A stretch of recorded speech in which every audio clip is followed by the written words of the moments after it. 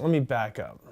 Let me back up to the late 70s. I started going out to a place called Lake Marina. There was this guy out there named Lex Valasakos, who his dad owned the property, and he would take a pick and an axe and shovel and dig these trails. And so we had a track that was unbelievable. The dirt was like early Mammoth, and it was a great place to ride. The track became really well known, and great riders started riding out there. So we would go out there all the time, and then also he had an 8mm camera.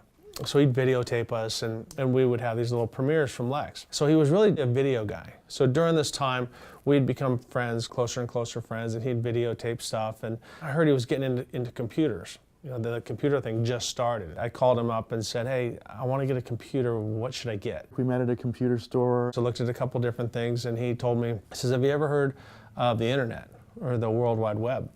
I said, no. And he said, well, I got the domain name supercross.com.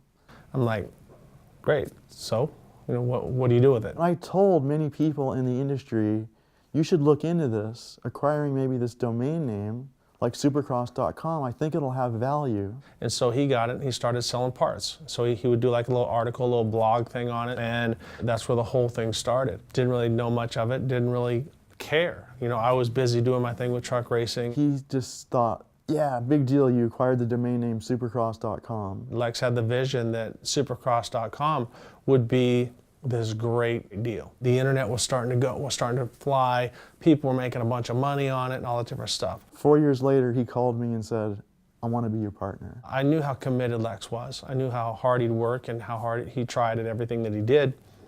I said, well, why don't I come in and be a partner with you? And that way it gives you some validity towards racers, you know. It's not only viewed by racers, but owned by racers. So we felt that it would be a good mix. What we did at that time is I had a corporation that I took all my winnings that I raced over in Europe and invested it into supercross.com. I got a call at midnight on 4th of July from Rick. He was living in North Carolina pursuing a stock car racing career, and he said, go to the airport right now. I've bought you a ticket to fly back here to North Carolina.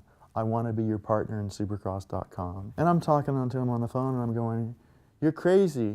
You know, I got work to do. I'm trying to publish my website. He goes, no, I'm serious.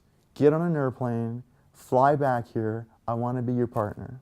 Brought Lex back to North Carolina. We had plans to do this rider profile thing because there wasn't the sponsor houses or the Facebooks or all that stuff. It was really hard for a driver or a rider to go to a sponsor, you know, because they had to go edit this video that was kind of cumbersome and screwed up. We thought we could make this kind of cool. We thought, with Rick being a 7-time champion in Supercross and motocross, this would be easy. It'd be easy to sell advertising.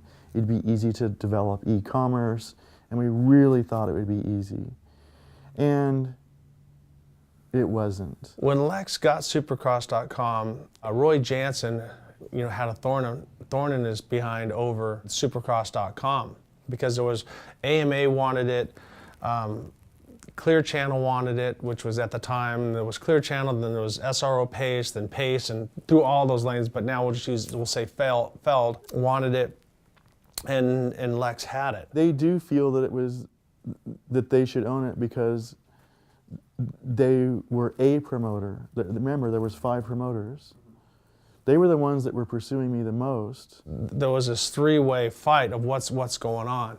And then it came down to a lawsuit, I think, between Feld, which was Pace at the time, and the AMA saying who owns Supercross. Again, more a lack of understanding, but some knew that this Supercross.com was valuable and they wanted it. There was this fighting going back and forth, and I thought, friendship is friendship and business is business. From that point on, the damage was done. So there was always kind of a negative undertone with any of the companies, Clear Channel, Feld, or anything, and Supercross.com.